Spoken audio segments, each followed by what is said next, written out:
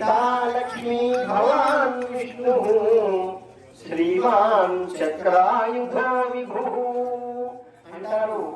రామాయణంలో దేవతలంతా దిగివచ్చి రామా నువ్వెవరివో తెలుసునయ్యా, లోకాన్ని రక్షించటం కొరకు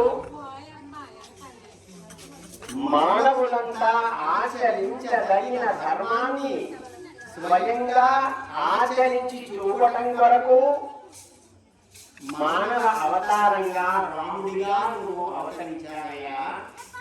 మరి ఈ సీతమ్మ ఎవరో తెలుసునా? దాసీభూత సమస్త దేవవనితాం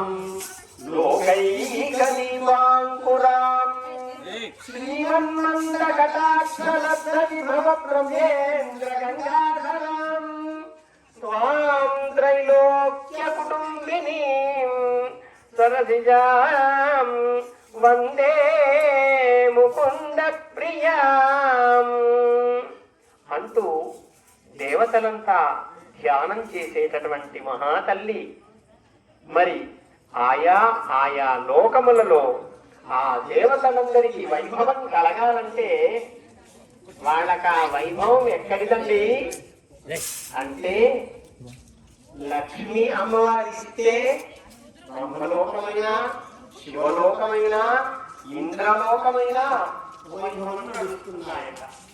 అమ్మవారి ఇవ్వకపోతే ఎవరికి ఐశ్వర్యం లేదు. కనుక దాసీభూత సమస్త దేవ వనితామంటారు. అన్ని లోకములలో దేవతలందరికీ ఐశ్వర్యమును ఇచ్చి కాపాడే తల్లి